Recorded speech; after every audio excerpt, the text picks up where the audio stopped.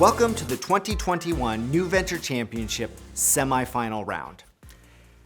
This year, the New Venture Championship received entries from 75 teams representing 10 different countries. This reflects one of the advantages of having a virtual competition. It's open to all from around the world without the worry of traveling to Oregon for the event. The 16 teams you will see today were chosen by a panel of over 50 judges in our qualifying round that started back in February. Each track will have 4 teams, and during the event, those teams have 30 minutes to deliver their presentation and address questions from the panel of judges. This is a fully interactive event, meaning that the judges can interrupt and ask questions and at any time. The judges in the semifinals score the teams based on their submitted business plans, the presentation and question and answer, and their overall viability. One team from each track will advance to the finals. The semifinalists for this track are Molly Ali, Thammasat University, Bangkok, Thailand. Benegraft, Johns Hopkins University. Sweatheart, University of Waterloo, Canada. Blue Comet Medical Solutions, Northwestern University.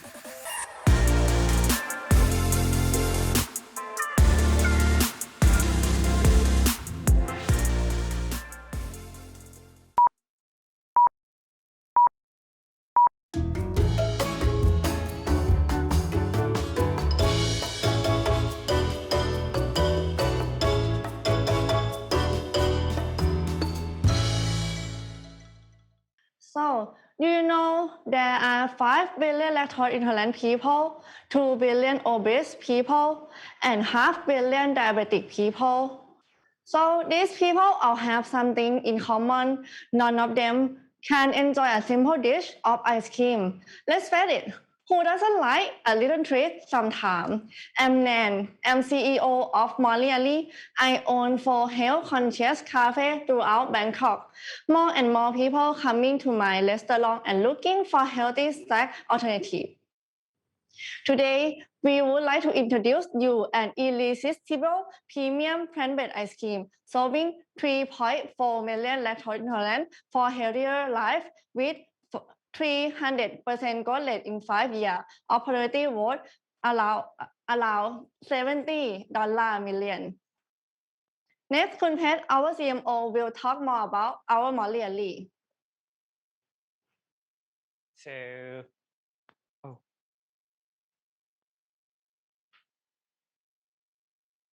Sorry, I pressed the wrong button. So, Asian people love ice cream just like you do. But take a look here. In total of 9 international ice cream features here, none of them have the healthy ice cream. How powerful an opportunity that is for Molly Ali. So Molly Ali, we are a delicious, healthy, premium plant-based ice cream. We come with 3 purposes: heartier, healthier, and happier. For heartier to mind, having Molly Ali is like bring back the delight moment with great taste and texture to everyone's mind, just like having the dairy ones. For heartier to body, with our selective of healthy premium ingredients, come with different health benefits. For happier to the world, we come with a sustainable supply chain with fair trade to local organic farmers and also reduce the carbon dioxide emission as well. As Kun have talked the pain before, we now focusing on 3 pains: lactose intolerance, sugar concern and health conscious, and the third one is high cholesterol. So we are using plant-based, so lactose intolerance and vegan can enjoy. We are 50% less sugar. We are just less than 10 milligrams of sugar with 35 glycemic index by using the coconut flower nectar sweetness. And we are 0 cholesterol. So we stack up against our competitors in the non-dairy ice cream segment. We have less than half of the carbs. We have just 9 grams. We are 20% lower fat than the best competitors, less than half of sugars, and half of calories. So less is best. Molly Ali is also a more responsible and sustainable choice for the world. We are 70% lower less emissions than the dairy ones. We are ice creamer than ice cream, creamier and rich without compromise using our secret recipe.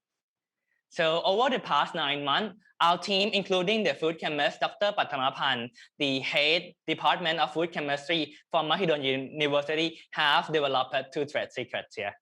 So the first one, the perfect recipe, and the second one is the unique process to create the best possible texture, taste, and flavor, and also range of different health benefits. The ice cream manufacturer, proprietary production process, recipes are exclusively owned by Molly Ali. Now, Molly Ali has launched 4 flavors that has got the highest score from the tasting that we did, and we have soft launched it last week. The first one we come with avocado honey, roast pistachio, lemon pie, and also amaretto chocolate. Their base are rice, or almond, or soy, and what else? Pistachio. ครับผม And another 4 flavor in the second phase is now ready to be launched on May, and we're now working on another 16 other flavors. So the opening event of Molly Ali was launched last week at Siam Square, center of the Crown Millennial Communities and popular lifestyle shopping mall in Bangkok. We also got a lot of good feedback in the social media as well. So 500 cups of Molly Ali were sold. 1 cup every 2 minutes. Molly Ali has created a lot of smile over the last 9 months. In that time, we have tasted more than 200 batch and continue developing until today. More than 1,000 people have tasted our product, and they told us Molly Ali is as tasty and creamy as dairy-based ice cream, with 4.7 out of 5 overall satisfaction score, rating 4.6 on our creamy texture, rating 4.3 on our sweet level, and rating 4.3 on the purchase intention. Now let's go further to the market. As you see here, in the US, ice cream consumption at 20% to the regular dairy ice cream, and together with 36% lactose intolerant people. You look at the Asian side here. In Asia side, we still have a lot upside opportunities here. We have only 0.55 healthy ice cream consumption compared to the dairy one, and 90% lactose intolerant people here. Another advantage that we are looking at, we are leveraging the benefit of Asian FTA and Asian China FTA agreement, which have cost us 0% tax tariff as a barrier for other Western brands to enter. We are also gaining the advantage of proximity, which shorten the logistic time for our ice cream freshness. We aim to be the top of mind premium healthy ice cream in Asia to serve millions of people a healthier, and happier ice cream. Now, Kun On will tell further about the market.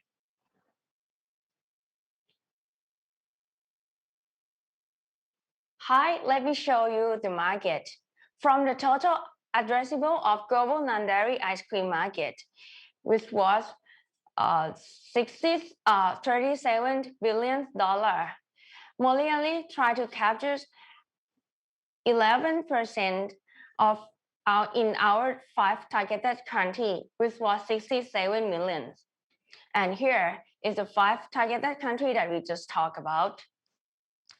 At the first year, we will penetrate into Thai market, which is our hometown, and in our 5th year, and in our 5th year, which in China market, which is the biggest country in Asia. In between, with Singapore, Malaysia, and Taiwan. We plan to capture 20% in Thai market, and following with 15% in Singapore and Malaysia, 5% in Taiwan, and 0.05% in China, as that is the first year that we are in that biggest country. Molly Ali plan to sell our ice cream direct to our customer using with $3 per cup, and have a special promotions to customer with buy 5 cups get 1 cup free as a box set with $15. We will sparkle the market by using social media advertisement and influence people with health influencer, and also the chef to break the barrier of the tasteless of healthy food. And we also use offline billboard offline advertisement, and also be a sponsorship in a sport event as well. In Asia, social media is more than social media. There is a actual buying and selling platform. We plan to use these channels to sell our ice cream directly to our customer. And moreover, we also plan to use these channels to build a community of our Molly as well. In food delivery platform, which is have high traffic nowadays due to COVID-19, Molly already partner with Grab, which is the #1 Asia delivery platform, and we will expand into other delivery platform as well up to the country that we are in. We'll go to many events, many food and healthy events as much as possible, and appear into prime locations of department store and premium shopping malls to let people see our Molly and come to try as much as possible. We will build up a plant-based community to connect, inspire, and empower people of taking care of their good health and live healthier. We will partnering with healthy restaurant, lifestyle cafe, and also hotel chains. And we will be in organic shop, hotels, and fitness as well.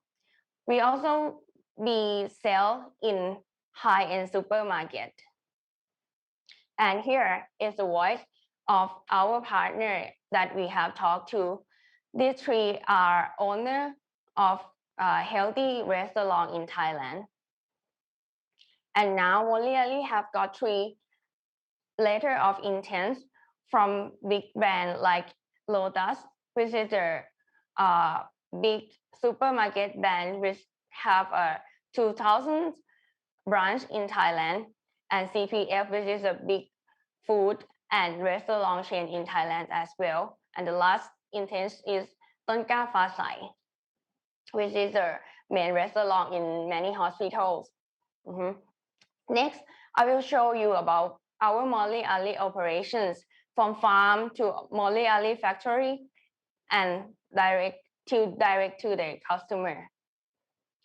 The most important part of foods is ingredients. 80% of our ingredients is from local based ingredients, and another 20% is imported ingredients such as almond, avocado, and pistachio. The seasonal organic fresh foods and all Asian delights are sent directly to our Molly from farm as a purpose of our Molly to support local farmers. About the wholesale cost of ingredients, we can lower this cost up to 10% by producing our Molly only 5,000 cups. Molly mainly producing our ice cream in our small factory since the beginnings.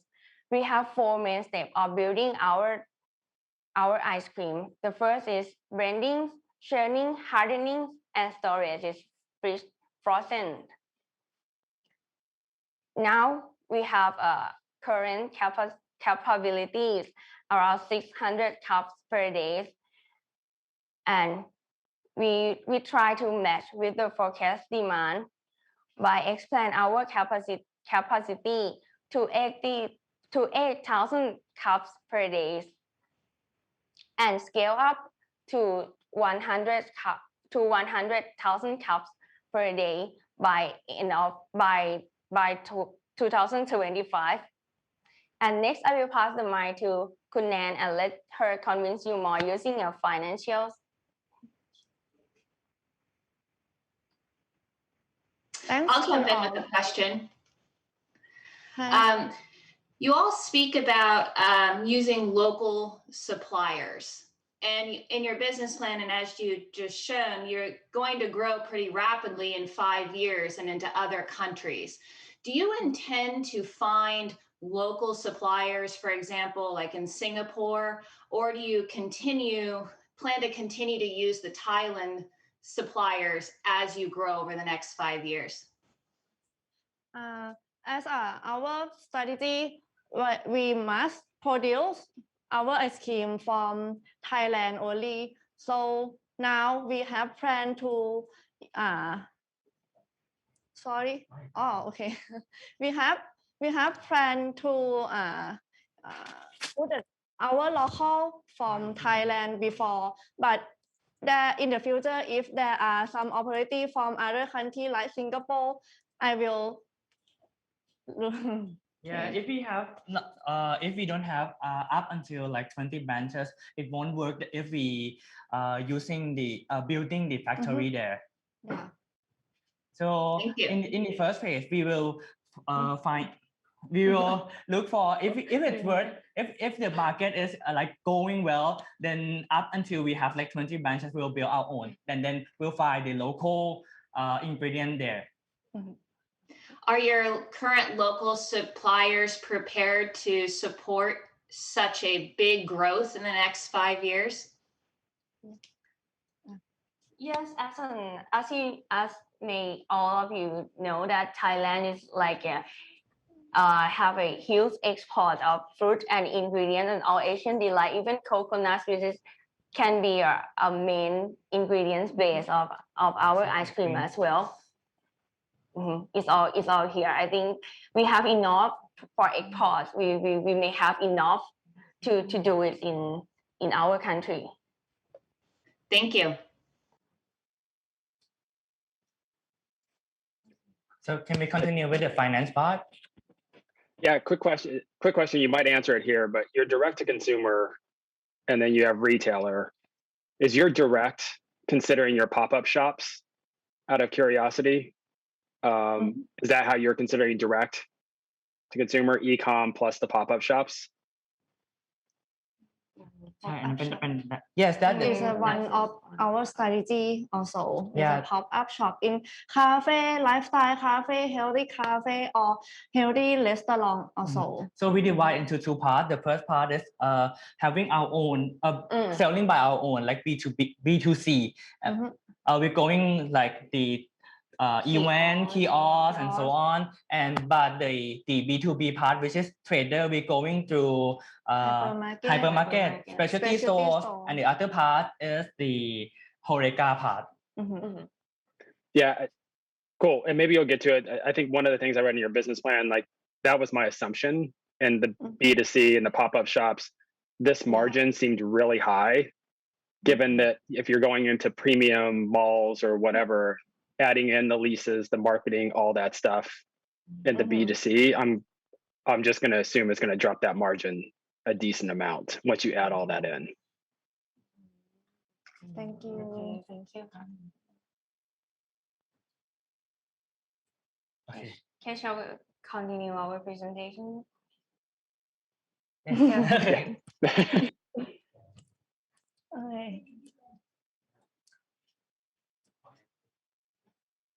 Okay. Okay. From our price strategy, we plan to sell direct to customer and to retailer also. For direct to customer, such as LINE, we have almost 60% of gross margin. But if we sell to direct retail, such as hypermarket or specialty store, we will give them discount about 40%, and we still got allowed 30% for gross margin. Let's talk about our revenue stream projection. For the very first year, our revenue mainly come from retail at 90% and wholesale at 10%. And after after second year to fifth year, we plan to export our Moliali into in wholesale channel. So we expect the retail and wholesale in a half portion in the end of year 5. As we invest a lot in marketing to acquire lots of customers in the first stage, so we will be break even within 14 months after the first revenue. And we got almost 300% growth year over 5 years. We expect to sell 41 million cups in year 5 with a marketing cost per cup of 22 cents. Next, I will talk about the best part we cannot live without Moliali team. Me as CEO and CFO, I have 5 years of experience in the food industry. I see this opportunity and I want to empower customers to have a better, healthier choice. Chotima COO has stronger experience of emphasize customer insight and S and UX designer so much customer experience insight. Kanchanit, CMO, who has strong background in branding, marketing, communication, rolling out and acquire 200,000 users to use his application. Together with Dr. Thammasat, the advisory board is composed of experts from relevant key areas. Here is some of the best advisory. Mr. Anthony, who CEO at Asia Pacific at Venture One. Mr. Chumpot, ex-COO at Seven. Ms. Nishapa, who expertise in nutrition of food and ingredients. Finally, we would like to access to $1.5 billion of investment to give 20% of our share. Moliali, for one of 5 million, we spend the half portion in marketing to acquire new customer for the first funding, 16% working capital, 17% of capital expenditure, 16% other OPEX. The valuation at exit is 115 million with 5 PE. Investor proceeds at exit allow 22 million with IRR of 73%, and you will get 15 times investment money back in year 5. We are interesting for the trade sale with Unilever because they have been acquiring ice cream companies such as the Inkman with 7 million euro and EVGR for 32 million. And recently, they have been acquiring healthy conscious product companies such as Smarty Pen and Liquid IV. So is it likely to have some opportunity to us that they're still looking healthy company which could turn into invest with us?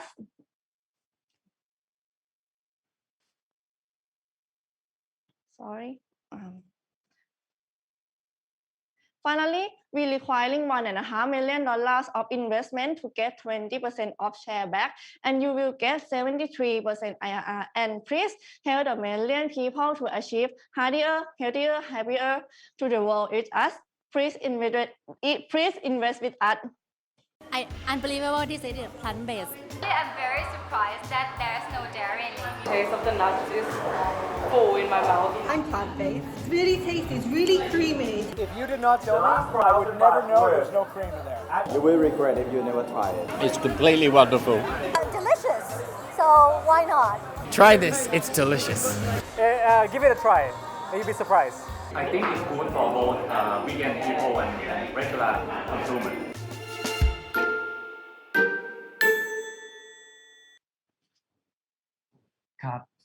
So invest with us. You will hear again.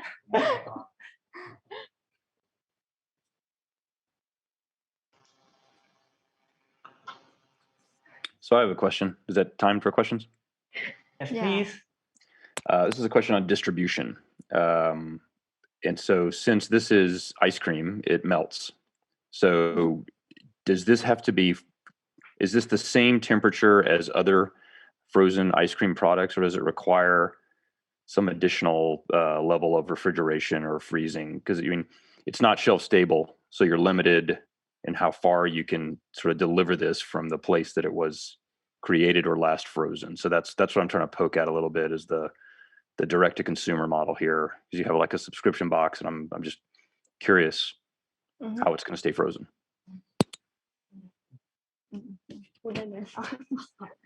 Okay. For the distributions, for the direct consumer, we will send. We have like two methods to send to our customer. The first is customer who live not far from our inventory hub, which is have like if we have branch, we will set that we will set each branch of our Moliali to be our inventory, and for people who live not far from our Moliali, then like 30 minutes or 45, maximum is 45 minutes. We will deliver via like Grab and Line, which is the delivery platform in Thai, and with like put like the dry ice in the box. And for people, for customer who live far away, we will deliver it using a SCG Express, which is the most famous temperature control in Thailand. They will deliver our ice cream in a like minus 23 degrees Celsius, and it take only 1 day for our customer to receive our ice cream. Can I add on to Kun Chotima? We divide our box, our fridge into two parts. The first one is minus 40. So the minus, after we pick to use the send in the delivery part and using our cold box here, we'll get it from the minus 40. But the normal ice cream to serve the consumer will use the minus 23 box fridges. I have a question about that as a tag along to Robert's question.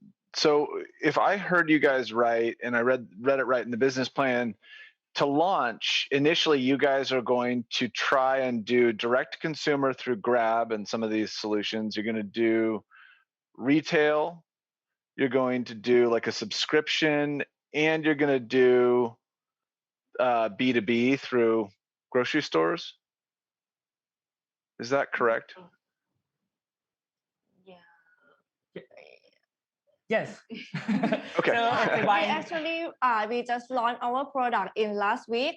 So there is very good feedback, and there is many customers from everywhere that want to purchase with us through Line at Instagram, Facebook, and also Grab and Line, but within limit of capacity, so we have to pause ourselves yeah. Well, I wanted to say before I actually even said that, I wanted to just compliment you guys. You did a great job, first of all. I really appreciated the presentation. You did a really outstanding job. My thought, and I've never run a frozen goods company before, so I'm not saying I'm the expert on ice cream, but I would think you would want to pick 1 or 2 distribution channels instead of trying to hit, all 5 of those simultaneously. I think it would logistically be really, really hard to do all of those well at the same time. Do you have a strategy to stagger? Are you going to just do one first and then do another and then do another? Can you tell us about that? Okay. There are 4 steps here. The first one we will yeah, the first one will be our own channels, and then the second one will go through the B2B part, which is our main market. We'll go using the trade. Go first with the delivery platform for people, because delivery platform, they also marketing a lot for consumer, and there's none of healthy ice cream in all those delivery platform yet. So we could got a lot of awareness and order from that, and then we'll go to the restaurant chains to get as much as possible revenue. To get revenue as much as possible, to get the revenue and then the awareness as much as possible, and then lastly we'll go to the hypermarket. Great. Okay.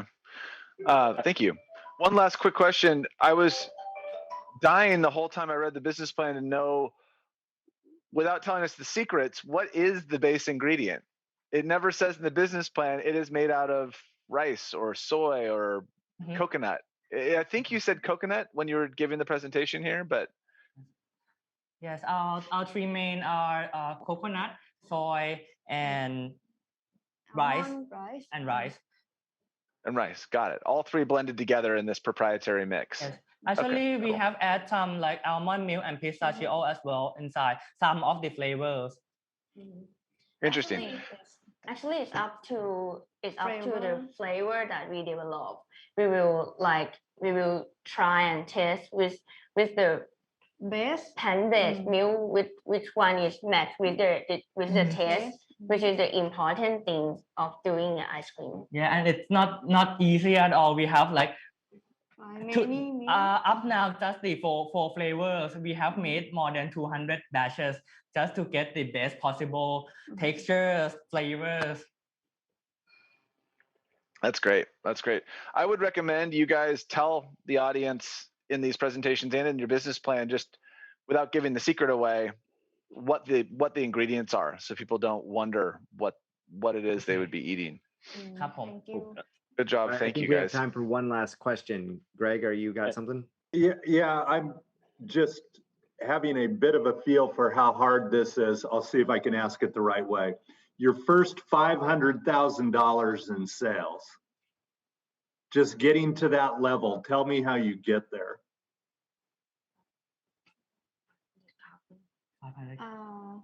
Yeah, actually, the revenue in the first set, in the first year and second year will be focused in Thailand, because we would like to build brand awareness first before expand to other country. So in Thailand, we focus in retail around 90% and wholesale around 10%.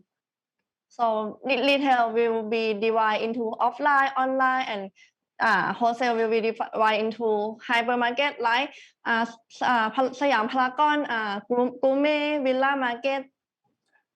So it's divided by step. First, we will create the awareness. We will go awareness phase with a lot of social media. Influencer also social media. Yeah, using this as Kunal has mentioned before, we selling through the on the first year we're selling a lot by ourselves and declining year over year until it's 50-50 on our 5th years.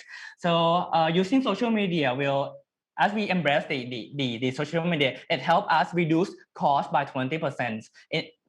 That part in reducing cost, but in the front in the front line, we can also capture a lot more people to let them know the brand. We aren't focused just the lactose intolerant people, but we are now focusing on health conscious people as well, which are like 70% of all Thailand populations.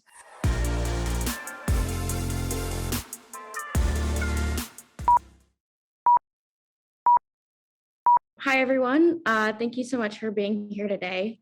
My name is Brooke Stefanian, and I'm here with my co-founder, Sabine Karki, and we are representing Johns Hopkins University.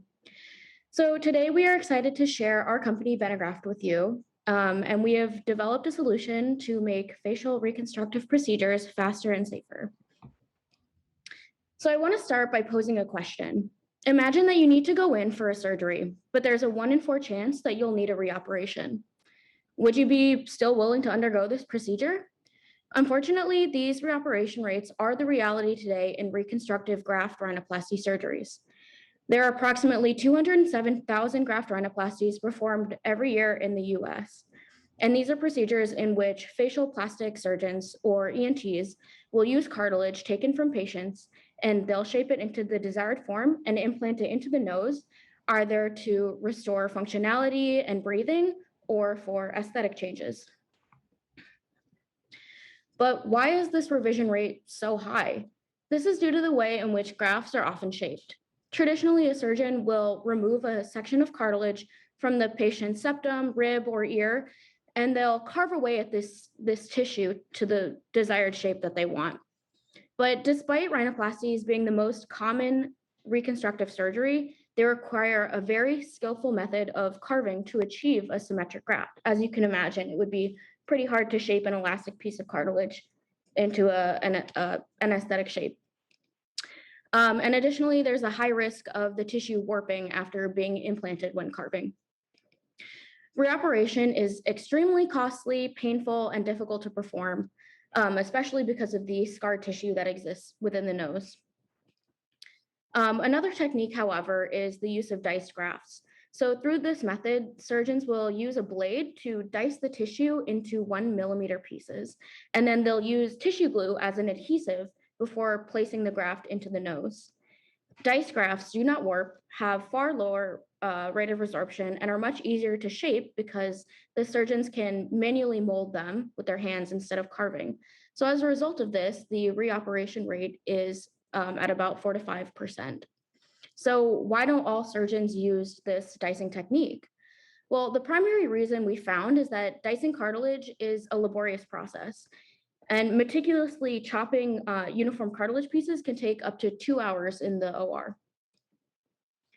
So since 2018, our team has worked to develop the Rapid Dicer, which is a single-use device that can effortlessly dice cartilage for these reconstructive procedures. The device consists of 9 circular blades arranged in parallel on an axle. A ceramic casing encloses the axle and the blades, and the device is operated manually by rolling it back and forth over a piece of cartilage, with these protruding blades producing uniform dice pieces within 3 minutes.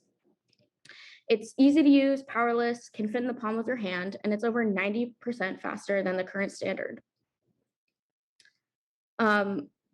Further, our device halves the amount of cartilage lost when dicing compared to dicing with a blade. Because when you're dicing with a blade, a lot of these pieces will be ejected from the board since they're so elastic. And overall, we reduce both operating time and the risk of complications by creating these more uniform diced pieces.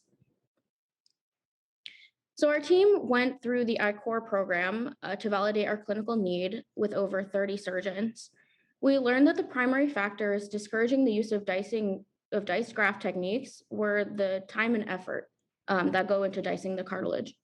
Surgeons were unhappy with existing methods of dicing cartilage and wanted new tools which were faster, created more uniform tissue for better grafts, and which could be used by any member of the operating team and not just the surgeon. While there are other cartilage processing tools on the market, these are focused more on crushing cartilage to create flat sheets or slicing the cartilage into more carvable sections. So only our device reduces the time to create grafts, creates consistent dice pieces, and doesn't result in cartilage cell death like the other tools.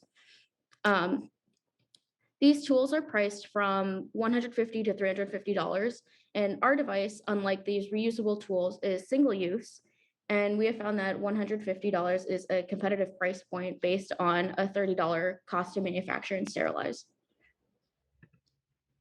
Quick question on those is, you just said one of your value propositions is that your device can be used by others, another person other than the surgeon. How does that compare for your competitors?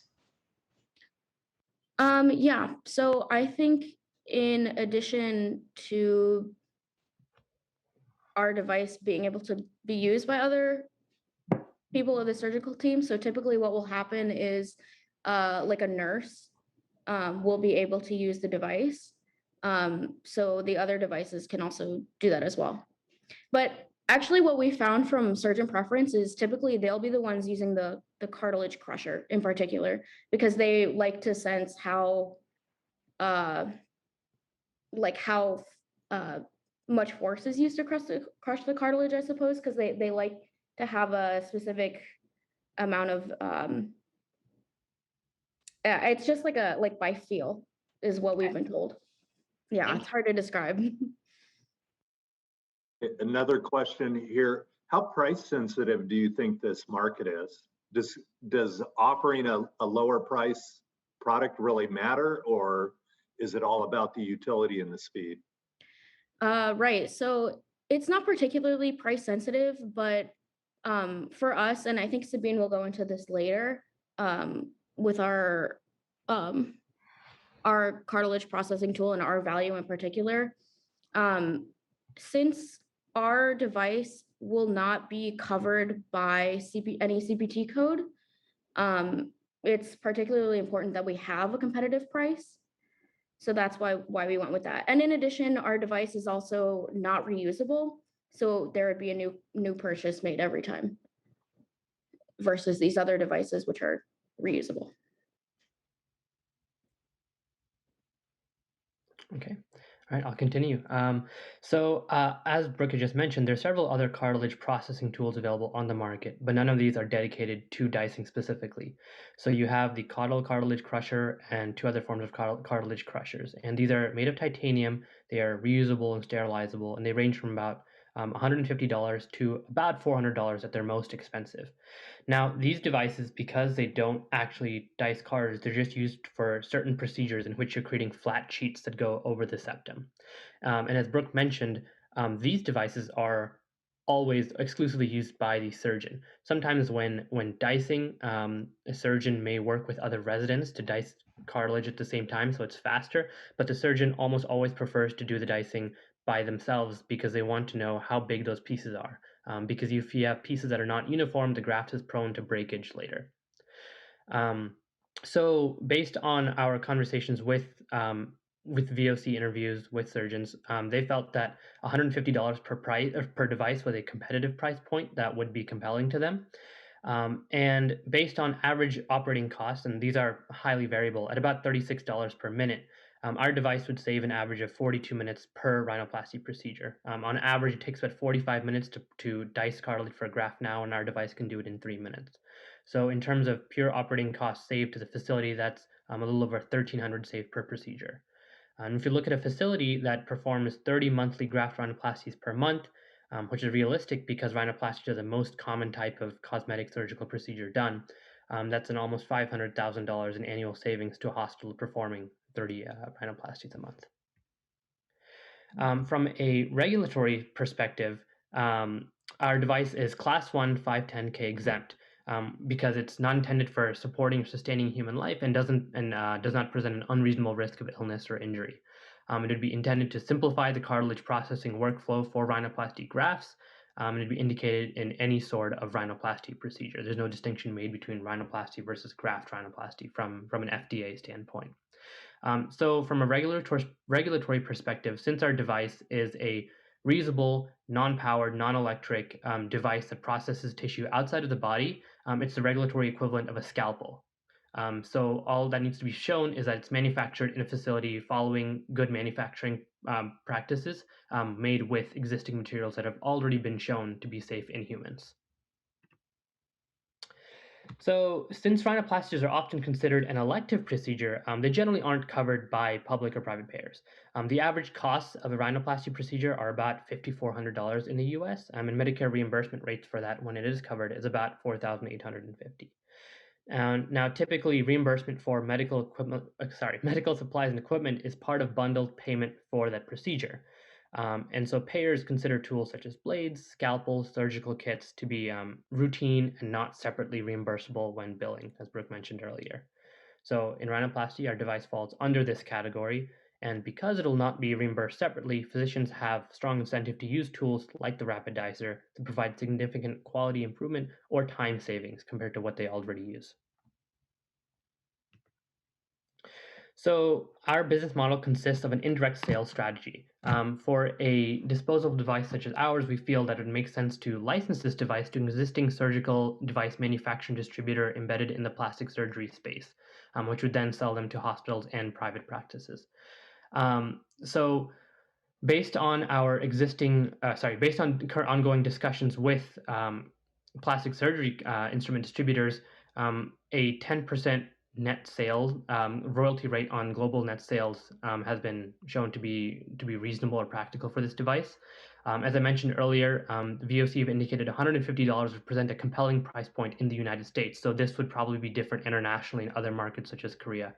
And then our cost of goods sold, as Brooke mentioned, it would be about $30 to manufacture and provide a sterilized packaged device to clinicians.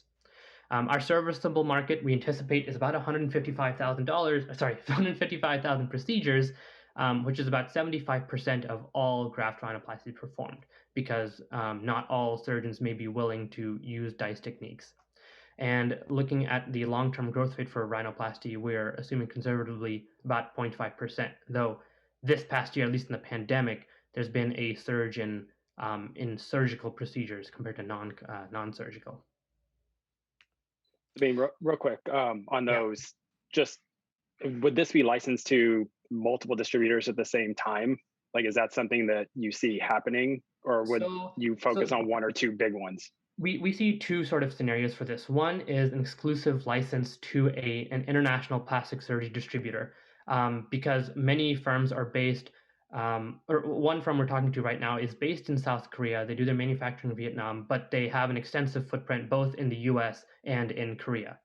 The other alternative is if we're working with a company that's based in a single jurisdiction, maybe just in Korea or just in the US, we would also want to consider potentially licensing to tissue banks as well. So oftentimes in procedures, or sometimes procedures, when you have older patients who may not have a lot of cartilage that can be harvested in the first place, the surgeon will use cadaveric cartilage that's provided sort of frozen to them in a solid block of rib tissue, and they chop that up.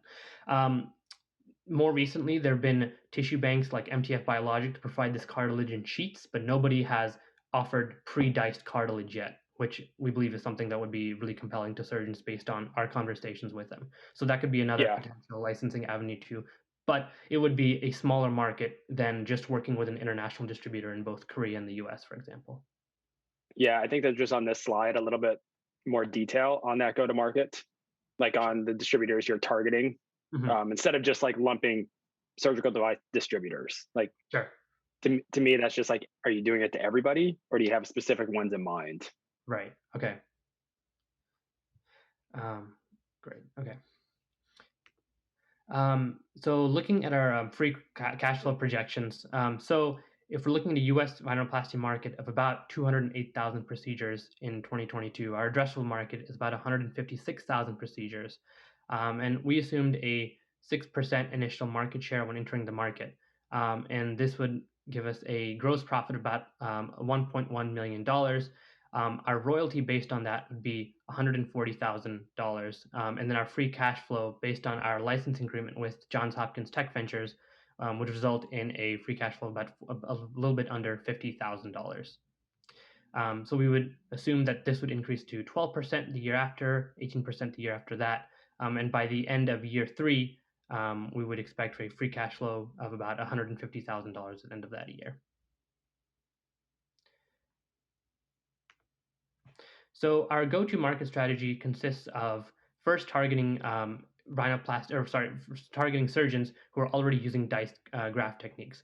So we are currently in the planning stages of performing preclinical testing at Indiana University Health, at Johns Hopkins Medicine, and Sinai Health. So we plan to procure our initial customers from these bases.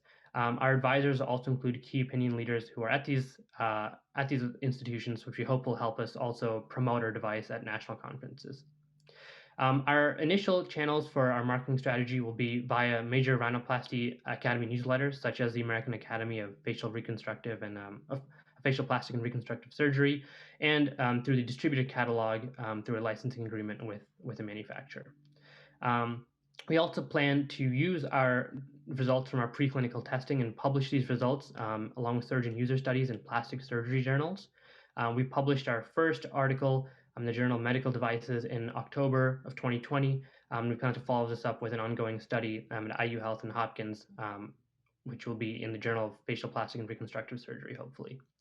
And our distribution will be via a medical device distributor through their existing sales pipelines in the plastic surgery space. Ultimately, our goals are sort of twofold. One is to increase awareness of dicing techniques and their clinical advantages, and two, to build awareness of time savings and improve tissue quality using our device. And this is one reason that we chose IU Health and Johns Hopkins Medicine specifically, because they do have large residency programs. So we hope to embed this sort of in the workflows of physicians as they're training early on, so that they can get to use our device, and they would enjoy using this compared to the clinical standard. So over the last year, so our team has filed a provisional patent. We published our manuscript in the Journal of Medical Devices, and as I mentioned, we're working on our current clinical use manuscript. And recently we were also part of the Collegiate Inventors and a Design of Medical Devices competition. So our team is made up of myself and Brooke, who we lead the team. We have a team of 5 biomedical engineers from Johns Hopkins. We have a strong background in research and development, manufacturing engineering, and grant writing, which has been the primary source of all of our funding so far.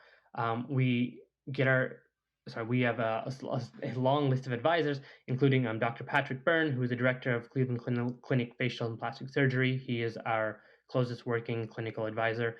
We also work with Dr. Nicholas Durr, who directs the engineering design team program at Johns Hopkins, as well as Dr. Mike Tangria, who heads the Sinai Health Bioincubator.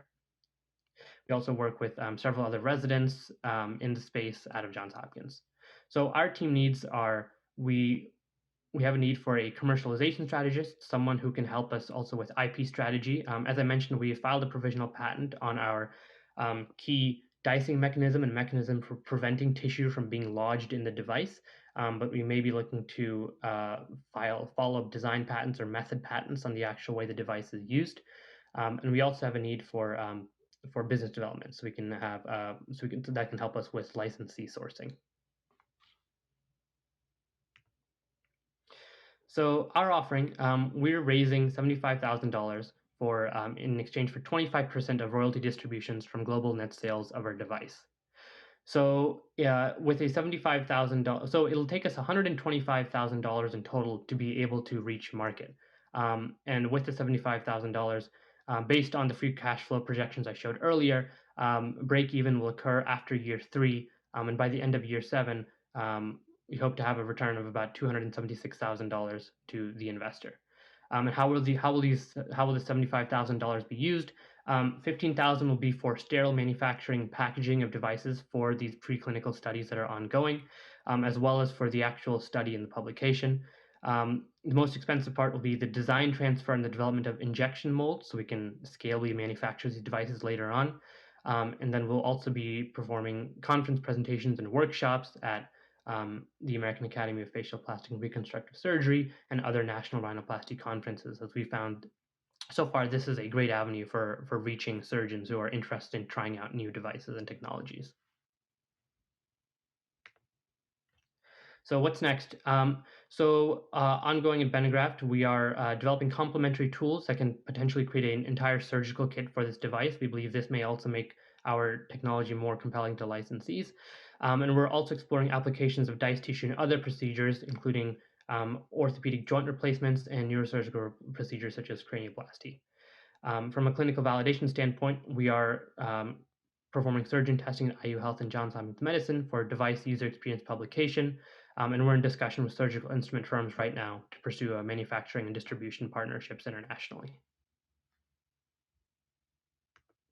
Thank you for your time, and we look forward to hearing from you, hearing your questions.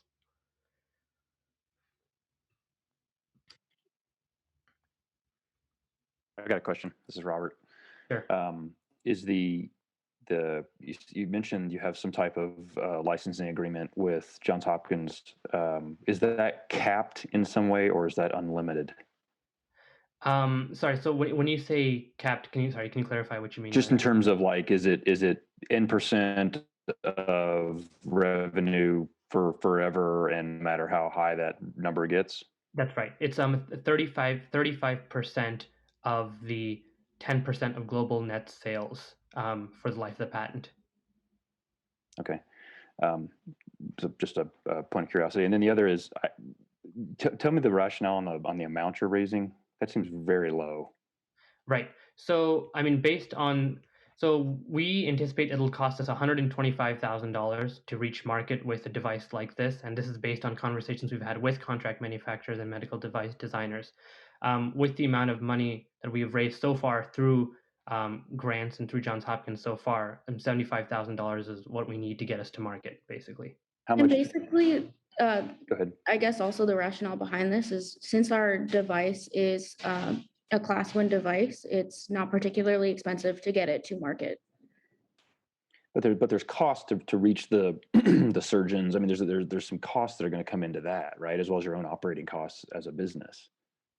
I mean, how much money have you raised so far through grants and whatnot, right? That just feels like that's going to starve the business, right? Sure. If you don't have enough we cash. raised a little under $25,000 so far in grants, and we're anticipating to raise the other $25,000 to get to market through more grants that we're working on this year.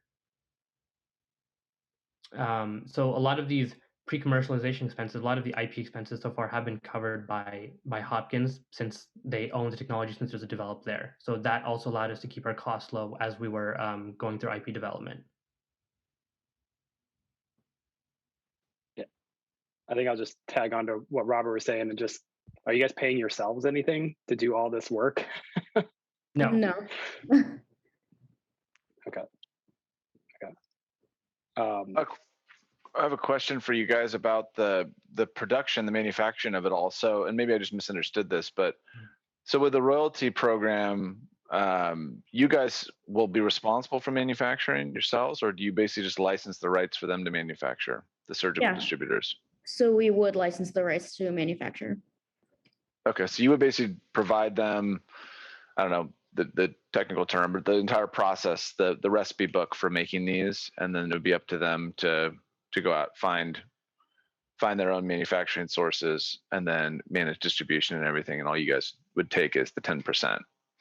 That's right. Got it.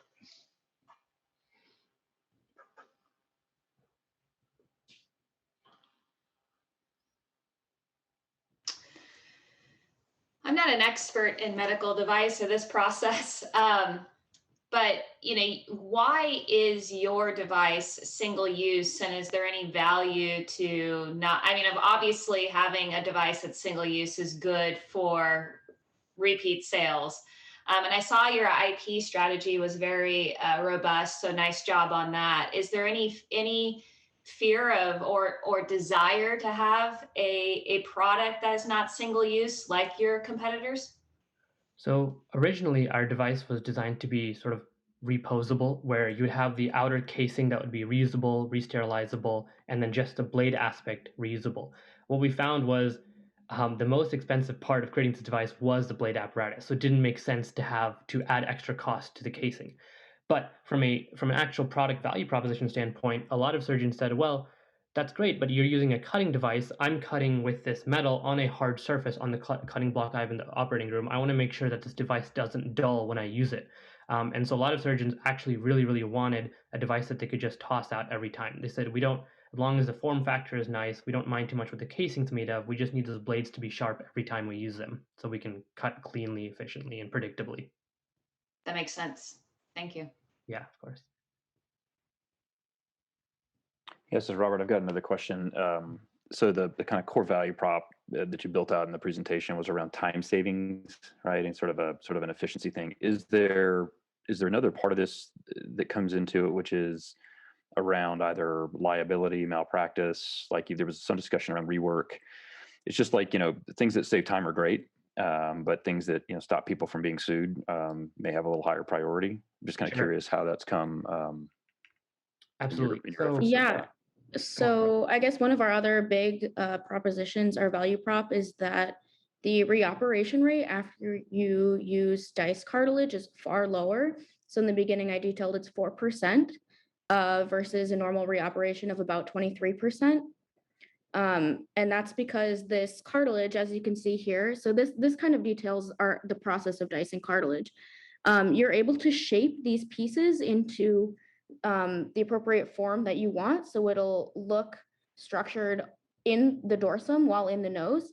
And in addition, this allows for the chondrocytes, so the cells in the cartilage, to regrow and vascularize a lot better than a normal solid piece of cartilage would, because there's these spaces in between. So in the end, the patient is a lot happier.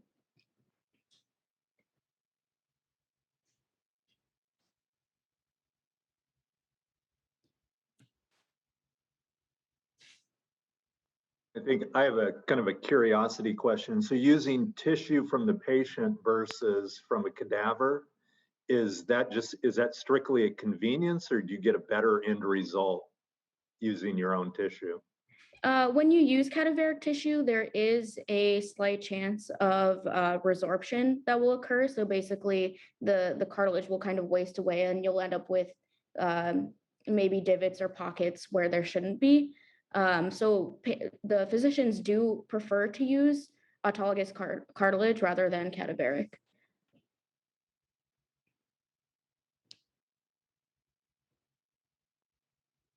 I can't help but to go back to Robert and poke again on the small ask and the small expense. What if, as an investor, I wanted to give you triple or quadruple that? I mean, could that money be put to work? Have you thought about that, just in terms of scale and return? Right. What's your reaction to that? I think for a bigger ask, I think our next step would be, as we mentioned, we're developing a surgical kit. So this would be also looking at devices that could help harvest the tissue more predictably and faster as well from the rib or other areas.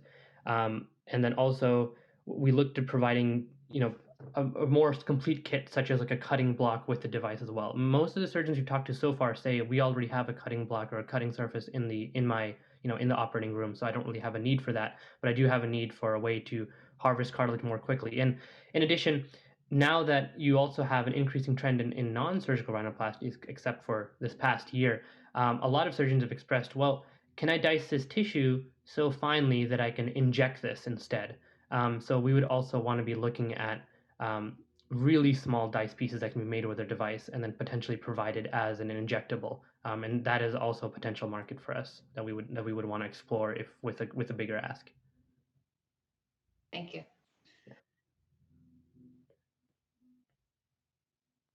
And then obviously, if it's successful, there's a nice cash flow stream that comes through that's pretty low overhead. What is there an additional exit strategy beyond that, or are there examples of other companies similar to you who have exited well? So in the cartilage space itself, to be honest, most of these cartilage processing devices have been pretty steady for a while. We haven't seen any specific sort of acquisition activity in the cartilage processing space specifically. But one other company we looked at as a model was a company called Avitas Orthopedics, and they were developing a sort of bone milling machine that would grind up bone. And the purpose of that was not to create viable cartilage, it's simply an easier way for surgeons to just gnaw through bone.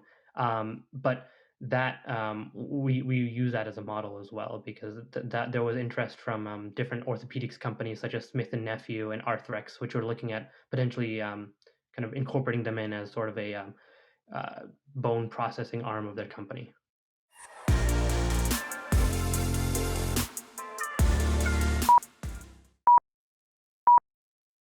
My name is Taylor, and I'm here with the other two co-founders, and our company is Sweatheart. James, Stu, and I have several things in common when we started our masters, but the one that stood out very early on to us was that we were all living very active lifestyles, and almost more importantly, we were sweaters. We sweat a lot. James is an elite level skier as well as an avid hockey player, and he sweats. Stu is an Ironman triathlete as well as an avid gym goer, and he certainly sweats. And myself, I actually train Stu at the gym where I'm a personal trainer and competitive powerlifter. And guess what? I sweat as well. So with this problem, with this understanding, we realized that yes, it brought us closer together. We all like to do activities, but what we also realized was we spent countless hours and dollars trying to deal with our sweaty, smelly, bacteria-ridden clothes that had to sit in our athletic bags, under our desks, or in our car as we went about our busy day. So what we started to look at was, is this a problem faced by the over 75 million active adults in America? We started reaching out to our active friends to confirm this was a problem, and what we found was, oh boy, was it a problem.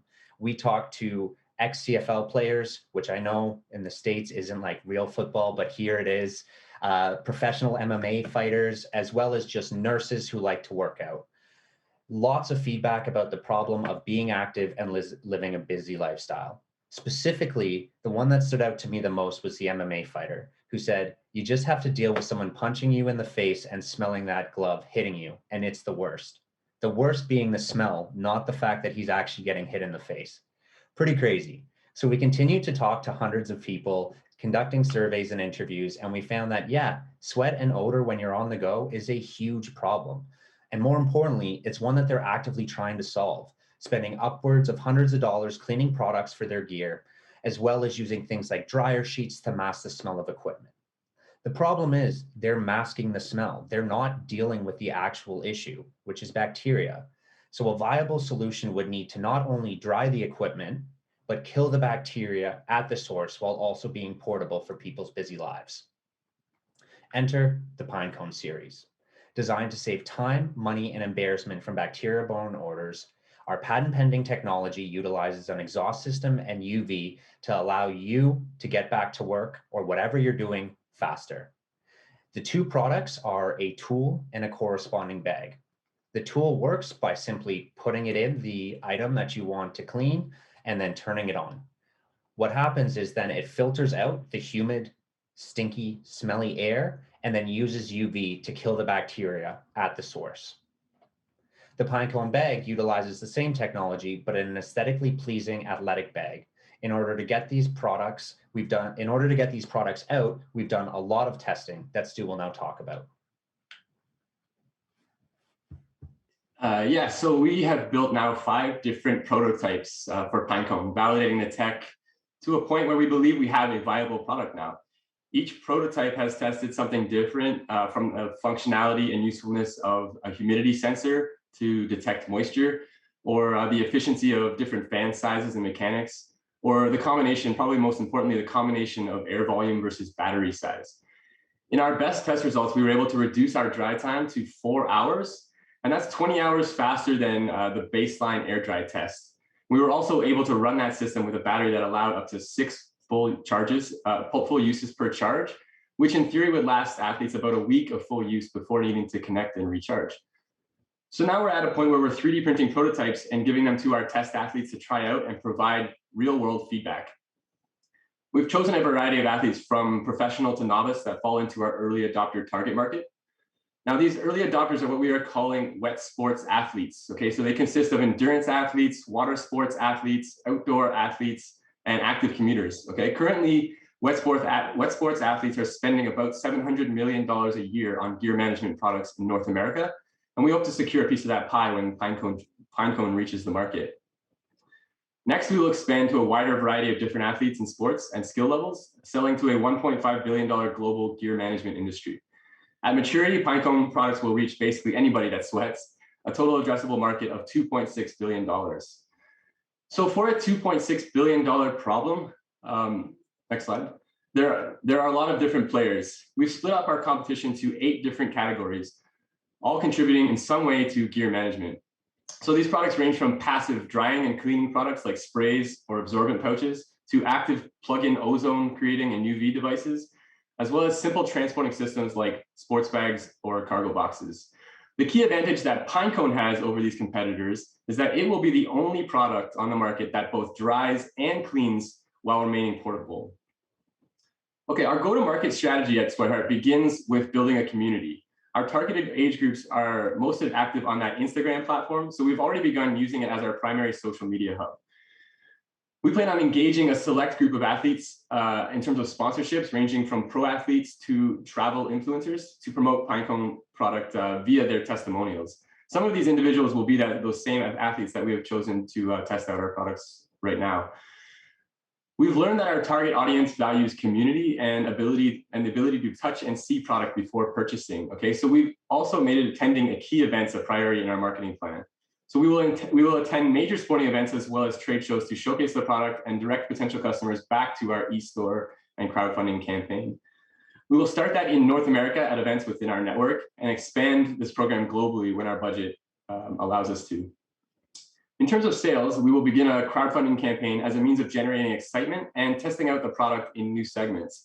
Then we will transition to online sales, drawing our community from the social media campaigns, ad campaigns, and event marketing, all towards that online e-store.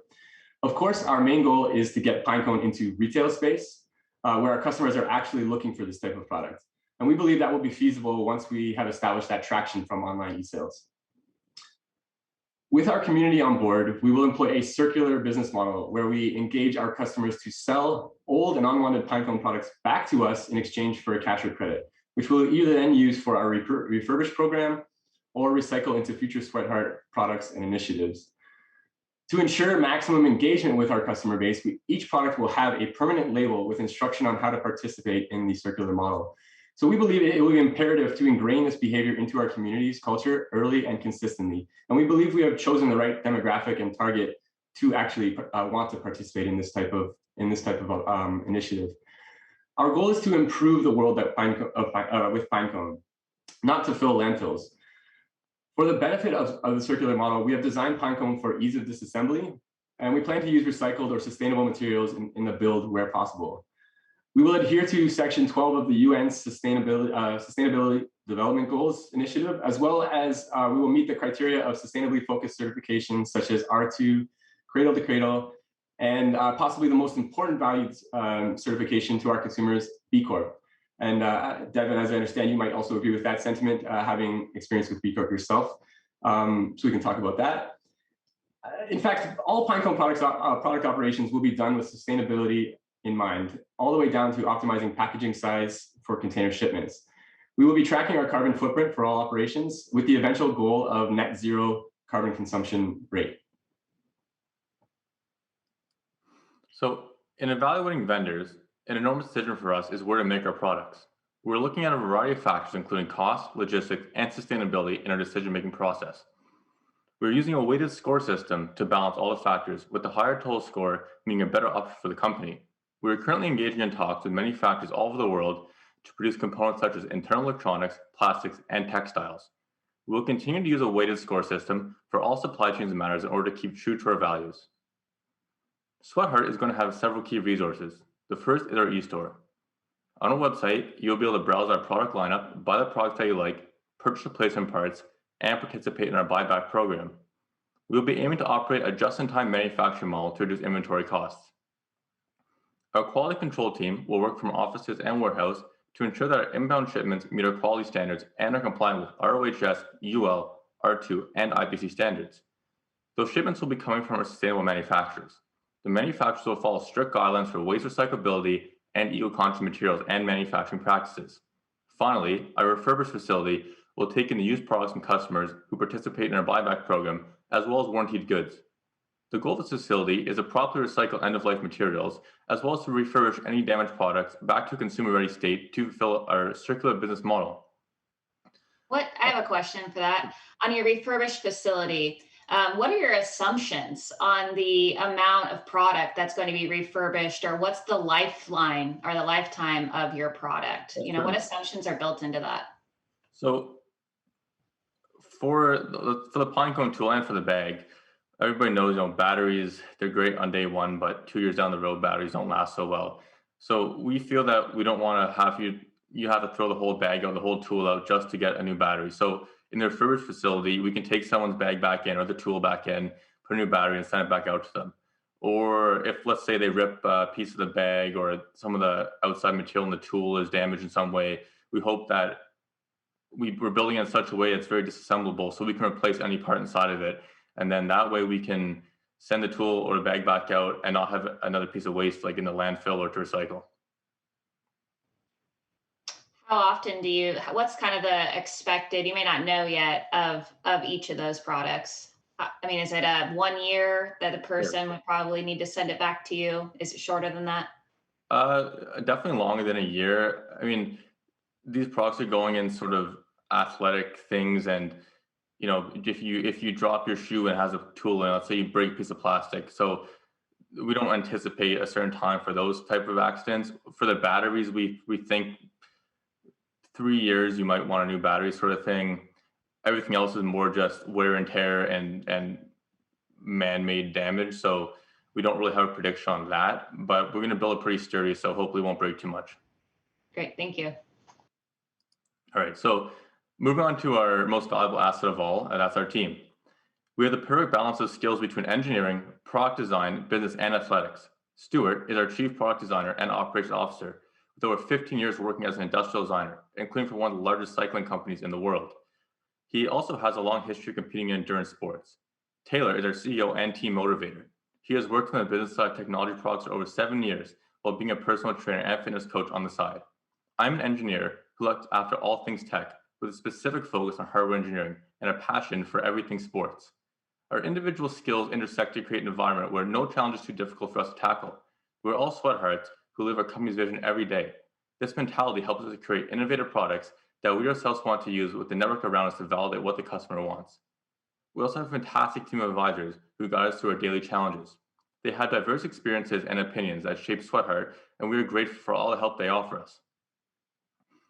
Looking at our roadmap for the next few years, we are planning on growing our team. We are aware that perhaps the biggest hurdle for Sweatheart is our lack of marketing and advertising expertise, which would be critical to our success in the direct-to-consumer landscape. Accordingly, we'll be looking to hire a director of marketing and sales to help scale our business and build out successful teams with a passion for health and fitness. We're also planning on obtaining an advisor who is an expert in manufacturing, logistics, and distribution to ensure a lean process and reduce waste as much as possible. A new chief financial officer will be joining us in 2023 as we begin to introduce further product lines and expand into retail. All these additions will add unique insights and experiences to our team, and we're looking forward to growing alongside them. While we know it is often hard to recruit top candidates into a startup, our existing network has already shown promise with a large number of fitness-inclined friends who are already working in these areas. We will offer share options for the first few hires to compensate for the risks they are taking when joining a startup. We are focusing on developing a strong work culture that embodies what it means to be a Sweatheart. In order to build out the culture James was just alluding to, we've been creating milestones and goals that we want to focus, and we've broken them down into the operational component teams. As you can see, there's a lot to go here, so accordingly, we are going to need some money. Before we get into that, though, I would like to talk about our projections of what this money would do. We have sales averaging at, we have sales at just over $8 million by the end of year 3. This will come from our tiered approach of releasing the products, Pinecone Tool in year 1, Pinecone Bag in year 2 with a small expansion into retail, and then really growing into retail in year 3. Our break-even point based on these numbers is in month 22. And what we can also see is that we'll be asking for $450,000. The reason for this ask is largely in 2 stages. Our main focus is going to be on development, marketing, and manufacturing, as well as growing our team. So while we continue to develop the product and continue with R&D, we are also focusing on marketing and building out that community. With the money from LungQuest going a very long way to actually allow us to file our patents, which we're very close to, and then continue on with our existing marketing traction. So this money will really help us get to the market. In terms of a unit economic standpoint, the cost of goods and MSRP margins are about the same across our product lines. So the Pinecone Tool will have an MSRP of $24.50, cost of goods sold of $24.50 and an MSRP of $75. And on the larger Pinecone Bag, $116 for COGS with an MSRP of $350, and then obviously a reduction on wholesale when we move into these reductions. There will also be ranging from about $5,000 to $17,000 we'll be using for the mold costs.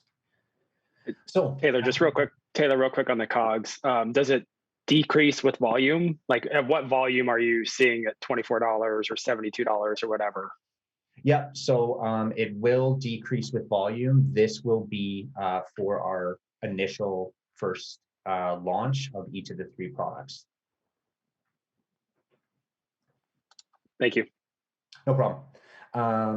So moving in, I'm not going to go into all of this in great detail because I know it's a lot on the slides, but the main things that we do want to point out here is that with the $450,000 cash injection, our main focus is going to be on growing our team, building out our marketing and advertising, and then continuing with R&D. This will lead to a year-end cash flow of $2.5 million at the end of year 3. What we'll also see from our profit and loss statements is that we, through this tiered approach, and which I alluded to before, will have total sales of $8 million at the end of year 3, with growth margins of about $3.5 million.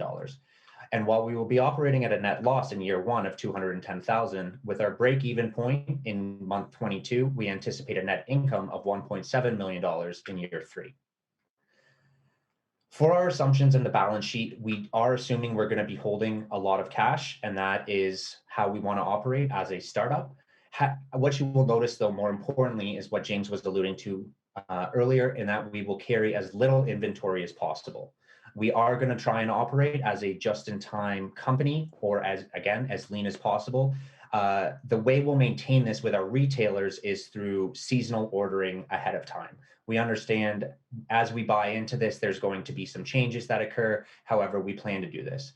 Going back to your question earlier about our refurbished facilities, in our financials, we've shown this roughly in year 3, giving it about a 2-year lifespan. So you'll notice a big jump in year 3 in inventory, and this is largely due to the refurbished program kicking off, and also bigger expansion into retail. So that's how it's shown there. Beyond that, we do plan to raise a multi-million-dollar Series A beyond year 3. This is largely going to be for a marketing push. We are not blind to the fact that we need to raise brand awareness, and this will be done once we build traction. For our early investors, we see this as a 16 times return based on an EBITDA of about 7.6 million in year 5. We anticipate about a $40 million valuation based on that, and we plan to get to that through things like licensing, which we want to do beyond year 3. We believe our IP would be well utilized beyond retail in doing partnerships with some of these big companies like Adidas and Nike. In terms of a formal exit, an IPO is where we want to go. And the large reason for this IPO is because we are passionate about the problem, and we have ideas beyond just Pinecone. We really want to develop the brand. That being said, we are not opposed to an M&A option, as companies like Patagonia and Fool share in our vision, and we would be open to that as long as they kept with sustainability and that push for a healthier future. We are Sweatheart. Thank you. We are more than you think.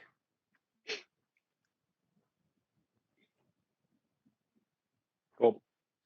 Nice job, guys. Thank you. I have one question and then one just kind of like thought. Okay. First question is just, how does it work with different materials? Cotton, polyester, are there different dry times, is effectiveness? And then the second one is, I see like the licensing with Adidas and stuff like that, but in my mind, like I immediately jumped to like the Pelotons and the Mirrors of the world, given your focus on social and Instagram and driving that.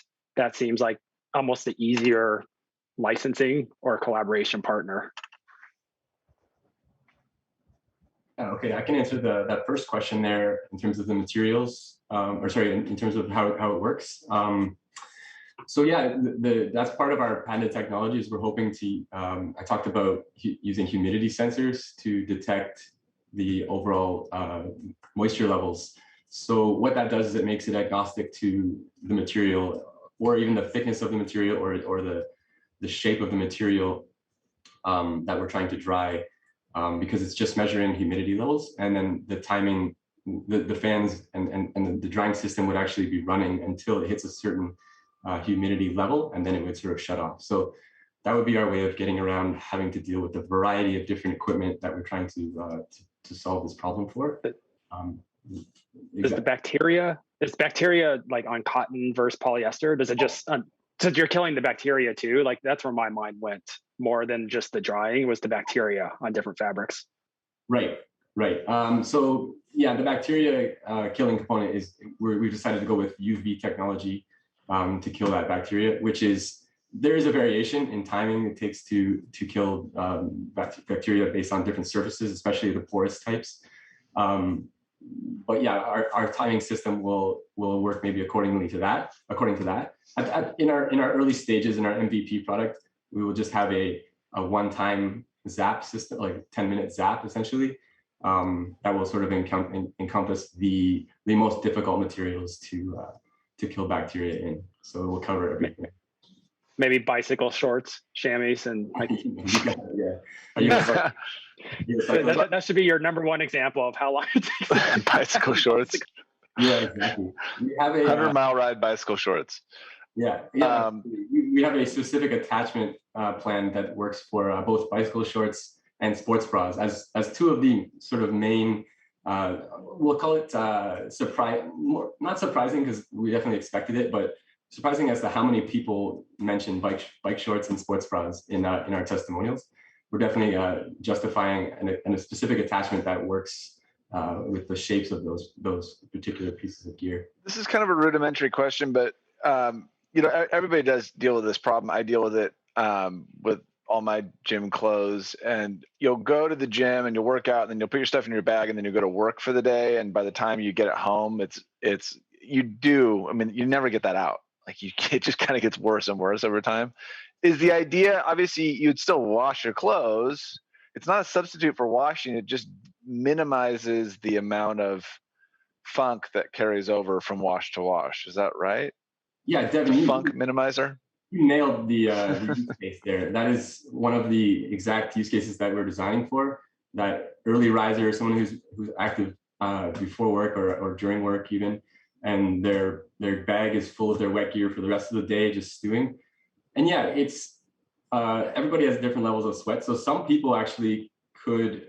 I used to work for a bike brand, and everybody was active. We all exercised in the morning or commuted to work or exercised at lunch, and everybody had their gear under their desks. Some people were able to use that same chamois, which is, socially they did not admit it, but we watched it. We watched them show up to spin sessions with the same bib shorts on through the whole week, and they claimed that they didn't have issues. So they didn't sweat as much as others, right? So some people will be able to benefit from using our Sweatheart, our Pinecone products, and apply multiple uses within one wash period. But yeah, even still, like if you're washing your clothes after every use, but at least it's drying during, it does prolong that lifespan of that garment.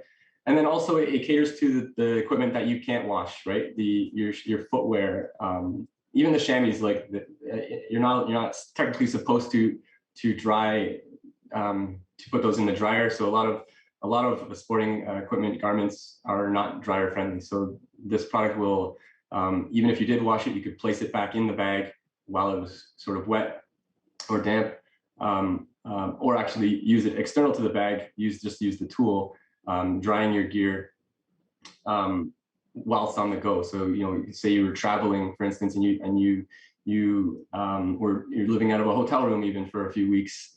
You have that tool so you don't have to wait for those long drying times for the gear to dry out before you use it next. So yeah.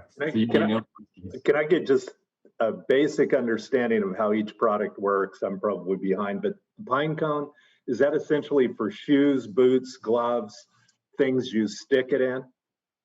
Or can you throw it in your bag, a conventional bag, and it'll work? Yeah, exactly. So if you see this illustration here, Taylor, did you want to speak to this? Yes. Yeah, for sure.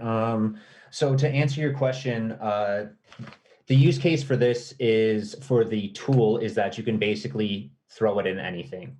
As Stu mentioned earlier, we are planning to have different adapters for the actual Pinecone tool. So without giving too much away, I can show this piece here would actually be able to come undone, and you could put different attachments in that would fit specifically in a snowboard boot, in a boxing glove, something like this. Where the issue, the reason for the Pinecone bag is that while you could throw it into just a regular bag, it's really only going to have benefit for the stuff immediately around it, as well as the airflow, the intake of clean air and the expulsion of the other air. It stays in that bag. So the benefit of the actual Pinecone bag is that technology is embedded in, so the exhaust system will cycle it through on its own. But to answer your question, in theory, yes, you could use that. And the idea is that you would just place it in the different articles and it'll dry them and sanitize them to give you, that extra life. So something near and dear to my heart, boots and shoes. How long you've been wearing boots or been out for a long run? How long does it take? So that's actually, I'm really glad you asked that, because that was actually the use case one of the use cases that we tried. So you'll see here, we actually put these shoes, we soaked them, completely drenched in water.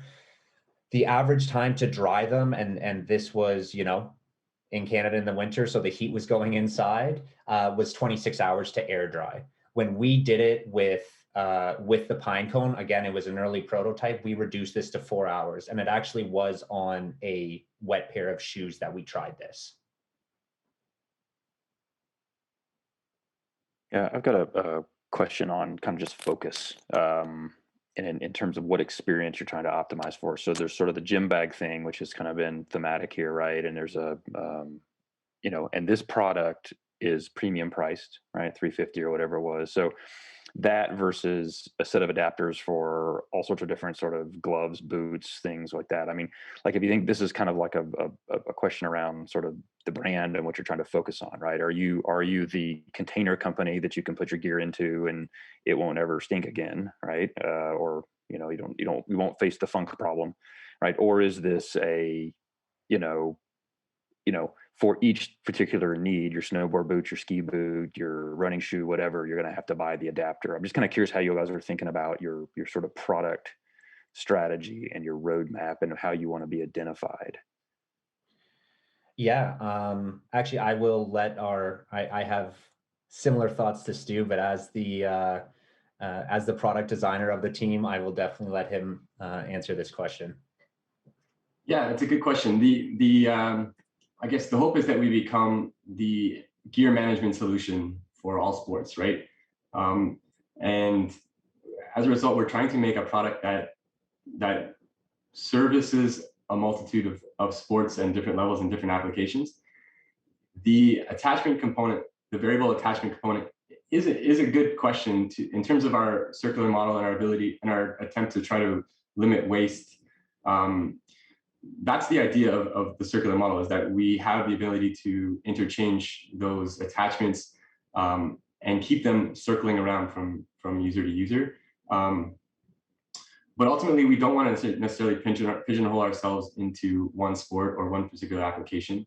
We're literally trying to save people money and time so that they can be more active, right? So this is just that one space where we found that is a huge time suck, and we're trying to be that provider. So that, if anything, we want to be known for that that particular service. Does that answer your question? Yeah, that's great. Thanks. Quick product question about the bag. So, you know, I go to my bar class, I throw everything in the bag, and I use the pine cone to put it in the bag. You know, what about safety? You know, what if my yoga pants cover the fan or go around it? You know, is it that easy to use, or do I need to place the product specifically in my bag, or how I use it? How easy is it to use in my bag? That's a great question too. The goal is for it to be a mindless experience, right? So almost no different than just putting it into a regular sports bag, because there are products that exist already that you place in your bag, and they don't do the trick, but they are the best we have. And like we talked about, dryer sheets and even just like sneaker balls, things like that. And they require minimal human interaction, right? And that is the goal for this product as well. To, again, using our patented, the things we're trying to patent are the things that, the technology that makes it mindless, and that it detects the humidity levels for you, and it does the work for you while you work. So in terms of safety, yeah, as an electronics product, we have to adhere to our CSA certifications. Part of that testing will be a safety testing to make sure that, if we're blocking, if exhaust systems are blocked, there are safety measures in place to either stop the venting, or we would just never have power enough power going through to actually get to that problem. Sorry, automatic sensors that turn off the system, for example. And then, of course, the interaction will be, the challenge in terms of the design will be to make it so that when you do put your gear, your clothing, or your, even in that case, your towel, it would be maybe one of your sweatiest pieces of garment, there would be sort of a known instruction on how to place it in the bag for optimal drying. And we will have indications within that bag, just directions to place it in that organized fashion to be optimized in terms of its drying capability.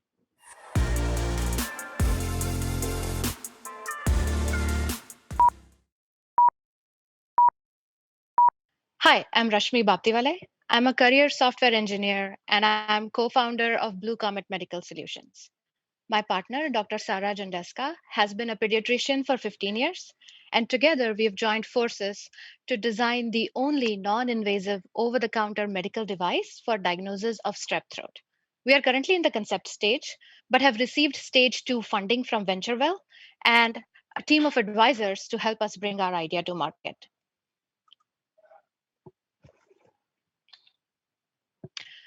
So imagine this. You are at work in the middle of a meeting when the school nurse calls you and tells you that your daughter has a bad sore throat and needs. You're forced to leave your office then, and you spend the rest of the day just trying to get an appointment with a doctor. Turns out this is not uncommon. Sore throat leads to 40 million physician visits each year. And although the majority of those cases are due to a viral infection treated with OTC pain meds, up to 25% of them are due to an infection with group A streptococcus, the bacteria that causes strep throat. Diagnosis and treatment requires a mandatory visit to the physician for testing and a prescription of antibiotics. Kids as young as 3 years old also get strep throat. Since group A strep only attaches to the tonsil, located deep in the throat, in order to get a good sample, the nurse needs to keep the tongue down with a depressor. This could lead to profound gagging, making this a traumatizing experience for many kids. This method is also error-prone. So if the nurse is not able to get a good sample, the patient will have a false negative result. Our device, the Blue Comet Strep Test, provides a great solution to this problem. This is the first and only non-invasive and over-the-counter test for strep throat. We use the same technology as a breathalyzer, but with a sensitivity that exceeds the current rapid strep test that you will find in your doctor's office. Here's how the device works. It's really easy and anyone can use it, even a child. First, you attach a sterile disposable mouthpiece to the device. Second, you slowly exhale into the mouthpiece until the rim on the device turns blue. And third, you simply wait for the result until a few minutes until the software processes the sample. The arc of lights on the device diaphragm will illuminate completely when the result is ready, and a plus sign will indicate the presence of strep throat. And here's the technology behind that device. Bacteria create specific chemicals known as VOCs, volatile organic compounds, which can serve as a thumbprint. These VOCs are present in your exhaled breath. Inside our device, we have sensors that detect the electrical properties unique to each VOC. These electrical properties are converted to a digital signal that is then received by our software. Our software has a data set that identifies strep infection based on the pattern recognition of the thumbprint. The identification of one of these patterns will lead to the diagnosis, which will then be displayed on the device for the patient to read. VOCs have been identified for years, starting with the breathalyzer measuring blood alcohol levels, which we all are familiar with. The FDA subsequently approved medical devices that detect inborn errors of metabolism and peptic ulcer disease to be used in a clinical testing setting. Over the past decade, more VOC detection devices are coming to the FDA for clearance for layman use, including the GI Mate, which helps people with GI disease understand the connection between their diet and the gut bacteria. Another example is Lassie, which measures blood glucose levels for diabetics through the breath, and then TB breathalyzer for the diagnosis of TB pneumonia. And recently, the World Kiosk, which diagnoses COVID infection in asymptomatic people that piloted in Texas A&M University.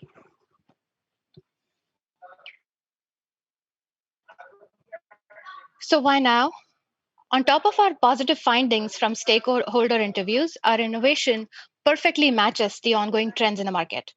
The global telehealth medicine market is growing at the rate of 24% annually and is set to reach a staggering $267 billion by 2026. The home diagnostics market is also growing at a steady 4% and is expected to reach $7 billion in 25. And finally, the virtual pharmacy market is expected to reach $131 billion at a CAGR of 17% by 26.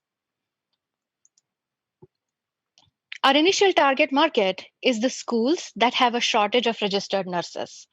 Our product will enable these schools to quickly triage sore throat issues and get the students on the path to faster recovery. Our go-to-market strategy is to partner with telehealth companies that provide service specifically for schools. A small but dedicated sales force will be deployed to onboard these digital health channel partners.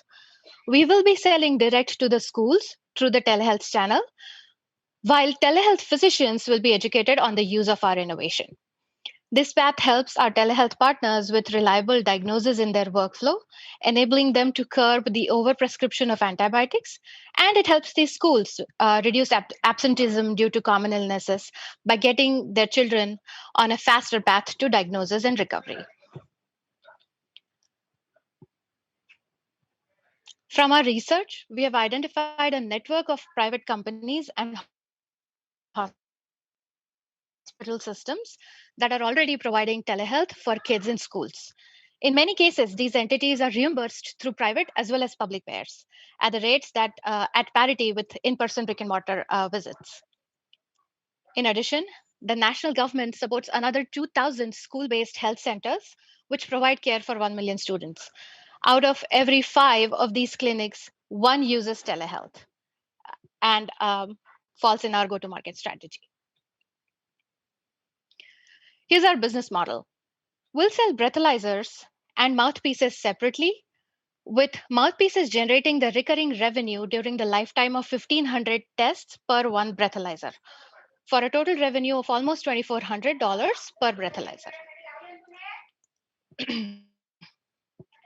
Our breathalyzer unit will cost $129, and with the $2,250 for mouthpiece revenue per unit, and that's the calculation of $1.5 per mouthpiece for 1,500 mouthpieces per breathalyzer, and accounting for the manufacturing and operating costs, we project a lucrative operating unit margin of 50% starting from our second year of launch onwards.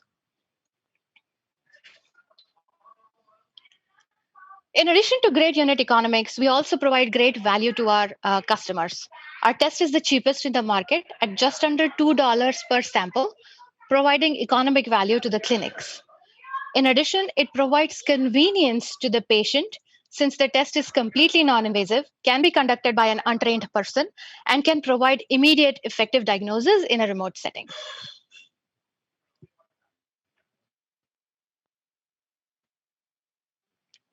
This offering can be expanded to use the same platform to diagnose other pathogens based on their unique VOC signatures.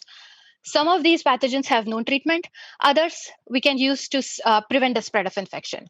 So for instance, there were 19 million cases of flu in the US with an associated healthcare spending of $1.1 billion.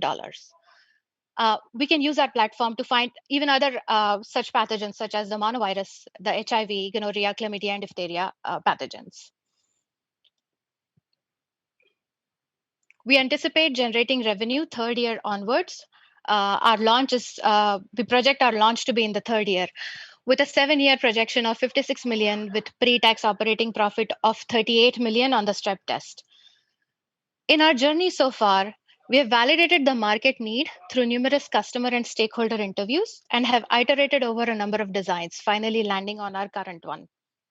By the end of this year, we will have completed our bench study to obtain the strep VOC signature. We require $30,000 funding for this study. This is a capital efficient investment that will help us set the parameters for our device and create a functional prototype that we can then take to the FDA. Our plan in the second year is to have our clinical studies wrapped up to get FDA clearance and then begin manufacturing and bringing our offering to the market in the third year. Sarah and I are the founders of Blue Comet, and we have rounded our team with an advisor panel with rich experiences in technology and medical devices. Our advisors include Dr. Covington, whose career has focused on biosensors in detecting VOCs, Dr. Verbeck, who has worked on pathogen detection in breath. He also recently created a kiosk that detects COVID to be piloted at Texas A&M. Dr. Verwath, our mentor at Northwestern University, who is helping us bring our idea to market, and Dr. Gunn, CEO of Brightseed, who's also the creator of a surgical medical device to prevent vascular injury.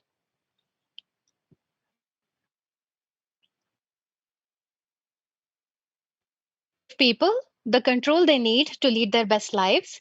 And we are starting on that journey by reimagining and simplifying diagnostics to give the control in the hands of common people. Thank you. We welcome questions now.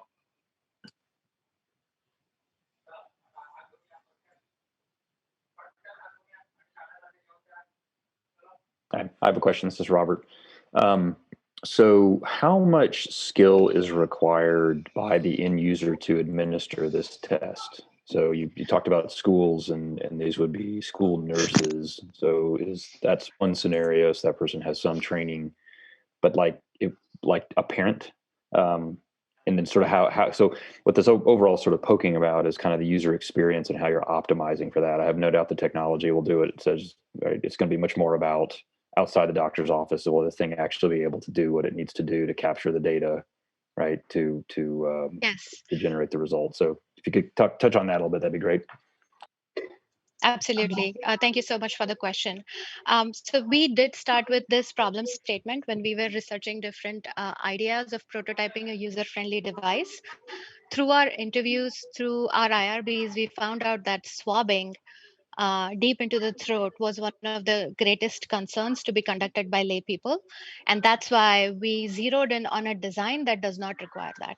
With this device, all you have to do is just attach a mouthpiece, blow into the mouthpiece until the rim on the device turns blue, which again indicates that you have blown enough into the mouthpiece for the test to be conducted well, and just simply wait for the results. There is nothing else that needs to be done. And that's why we feel that this will be very intuitive and very easy for an end user who's a layman to use.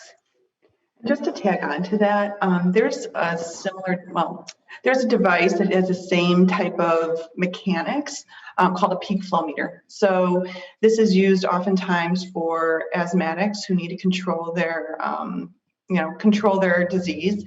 And parents are oftentimes trained to use this device, which in my opinion is a little bit more challenging than what we are proposing. So there is a surrogate sort of over-the-counter home device already there that's been used for over a decade, maybe 2 decades. Question for you guys. So you're in the concept phase here. You're still kind of validating. Well, first of all, I just want to say, great presentation. Awesome deck. Thank you. Well done. You're still in the concept phase. You're trying to validate that this tool that would be handheld can pick up the level of VOCs related to streptococcus effectively. Where is that in process? How much validation still needs to be done that this is even a viable product in the first place? Does that make sense? Yeah, no, absolutely. Where do we start? So we spoke to many different types of stakeholders. Not only so initially we were thinking of B2C, and then we realized our CAC was going to be through the roof. We also felt like there was a value add by just going straight to schools through the distribution channel of telehealth that already exists in many cases. And when we'd spoken to a couple telehealth companies that seemed interested in that whole idea of having something available to them while they perform this test. The concern that some of the telehealth companies have is that they don't have that data. Yeah, it's perfect. See it. I'm sorry. Sure. No, I understand. I guess I was wondering if is this technology really proven out that it's going to work when you get through concept phase, or how much due diligence still needs to be done to prove that a handheld device can effectively, at a low error rate can I'm sorry, I misunderstood your validate? question. Yeah, Absolutely. no problem. Well, Can there identify are strep. some IDEs out there for AeroNose, which is through the Nose company, which is a Netherlands company that is looking at a handheld device to diagnose tuberculosis. Interestingly, VOCs are also used to diagnose different types of cancer. So for instance, Dr. Covington has been able to diagnose pancreatic CA through VOCs. AeroNose is also has an IDE out there for detecting colon cancer through VOCs. And then in addition, Dr. Odom out of CHOP is looking at malaria and detecting malaria through VOCs, and she's pretty advanced. I'm not sure where she is in terms of getting it to market, but that's been her career. And then in addition, there's like Dr. Covington's also looked at group B strep to help diagnose infection in pregnant women through VOCs. So this has been for pathogen detection repeatedly, investigated and has been pretty advanced if they already have their IDEs and studies in practice. I have a clarifying question about who is paying for the replaceable piece of where you blow into the device, the little plastic piece. Who's paying for that? We're anticipating that the schools are going to be paying for this. Okay. And what kind of friction do you have in terms of, okay, you're going to sell through the telehealth and the schools are going to pay for it? I mean, is that material enough that you're going to have to get in some sort of budget? What does that sales process look like? No, that's a great question. I think you have to flesh that out a little bit more. Right now, there are a lot of schools that are actively making partnerships with telehealth. I know that in about 12 states, there is a funding issue with absenteeism. So the less absenteeism, the better their funding. So there is some motivation on their part to keep kids in school. Obviously, they want kids in school and being healthy too. It's hard to learn if you don't feel good. But there is a financial incentive that can help motivate them. And I think that's really a big part of why telehealth school connection has evolved, especially the day of COVID, where there's a lot of absenteeism. Thank you. No problem. And then hi, great presentation. This is Mitch. Just kind of jumping on to what Kaylin just said there. Who's paying for it outside of schools? Who's paying for the device? Because you have telehealth as a giant, whether it's telehealth pharmacies, whatever. And I'm thinking of the Walgreens, the Rite Aids, and everybody doing stuff going forward. I assume the end goal is the consumers purchasing this. Ultimately, it'd be nice to have a B2C. We're just taking the corner of the sheet of paper and trying to master that and conquer that and move on slowly but surely. So ultimately, it would be nice to have, regular customers purchasing this, especially those with many children. From our stakeholder interviews, we found that the people that are most interested in using home testing are moms who have multiple kids. They see strep all the time in their families. It destroys their day when someone has to go to the doctor, trying to coordinate their schedule with their kids, bring their kids to the doctor. So ultimately trying to sell either in a brick and mortar or even online platform to get to the to customers would be our ultimate goal. But for now, we're trying to be a little bit more efficient and go through a distribution model that's already pre-existing.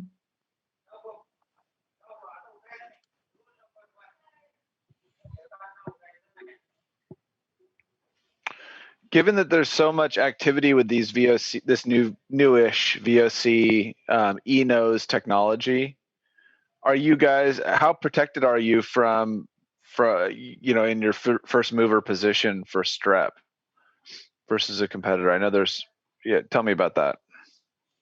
So there hasn't been a commercial product or a patent yet, searchable patent yet for strep VOC in the market. In that respect, we would be the first mover However, great question. We haven't yet filed the provisional patent. As soon as we receive, we get the unique thumbprint for the VOC, we plan on filing our provisional. You're waiting to get what? The unique what for the VOC? The thumbprint for the VOC. Thumbprint for the VOC. Okay, got it. Rashmi, I think you have a slide on this in the appendix. Yeah, we do. Do you have access We to do. that? Let me go to that one.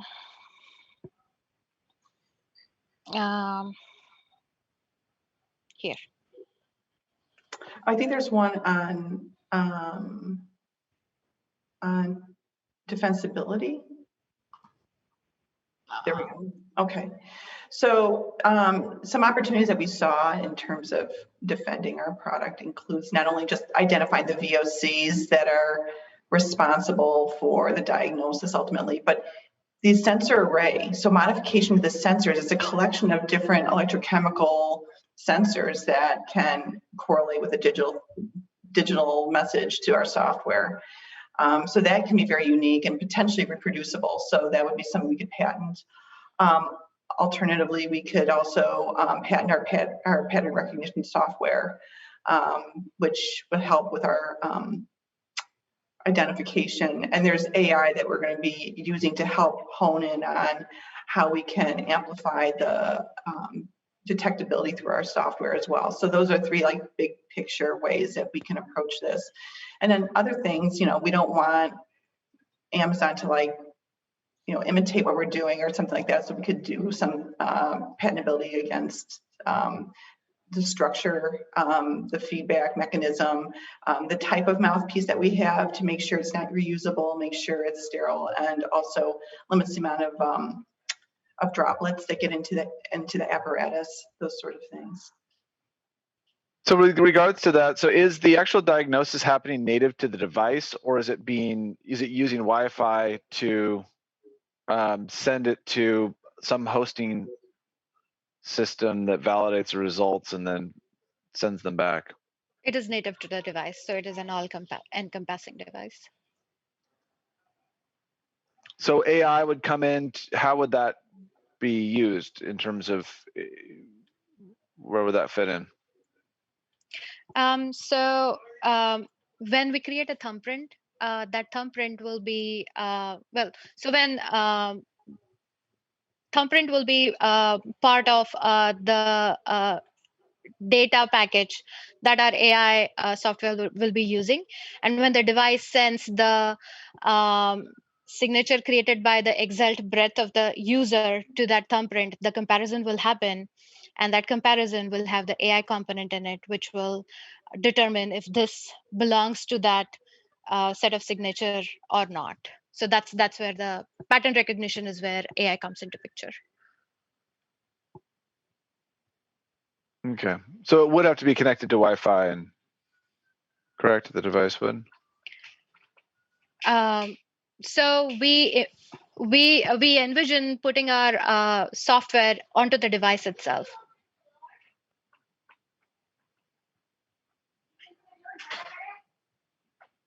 Okay, how would it then communicate with? How does it phone home to the mothership? Oh, I see your point. So there is an element of matching the signature of the breath against the predetermined package that we have, which will sit on our device. However, there is a secondary mobile application that we are conceptualizing at this phase, which will connect to the device with Bluetooth, and which will have the ability to aggregate the data from different devices and then feed it to keep on incrementally improving our pattern recognition software, if that was what you were referring to. That's what I was wondering. Great, thank you. Okay, thank you. You guys thought about going down this path of data privacy, HIPAA, you're going to de-identify that data to be able to aggregate that data to use it in AI. Any initial challenges with either the telehealth or any avenues when you think about data privacy, wireless networks? Have you thought about that or could comment on it? We have thought about that, but we are still in the concept phase. So we haven't yet fully flushed out those details yet. Yeah, And that then- one, oh, go ahead. No, I had a separate question, but if you had some to add, please do. You know, typically though, when telehealth has a relationship with the schools, there is documentation for HIPAA compliance, release of information, that sort of thing is signed ahead of time. So that would kind of like start the path of making sure that we're HIPAA compliant is by that relationship previously established even before a test was used. Yeah, and running through those telehealth groups for that data, and as long as the telehealth group can somehow share it with you. But great point. A big strategy question. I'm assuming that this product could be more effective than the regular strep test, going into the doctor, and some of your value proposition is not having to go to the doctor. What was your thought process of not saying, hey, could this be a diagnostic tool that, clinics start using and going that route versus the school and the consumer market? Were anything to point out about why that's maybe not your second or third go-to-market strategy, or maybe it is? Does that make sense? Yeah, absolutely. I think the inefficiency in doing that, I think it's a great idea. Why not? Like, just give them the test. They could probably figure out how to do it if they just read our instructions. But I think for one, this is a very new technology. I think doctors might be very slow in accepting this. The telehealth community is very quick in accepting new things. So I think getting some buy-in by showing that the telehealth community is using our device and it's working well would be a huge feather in our cap. The second thing is just the efficiency of even actually getting to clinics and showing our device would be rough. It would be probably very similar in terms of customer acquisition cost if we were just bringing this to retail, that sort of thing. And the other thing is just the control of getting feedback. One thing we're really interested in is getting good feedback and information and perfecting our model. So if we have many out there and we can't control and really modify and get better 2.0s and things of that nature quickly, that could be an issue too. But I think the telehealth community itself is really excited about using new technology, and that just seemed to be the more logical, efficient way to go. I have a point to add to Sarah's points too. Just an additional point.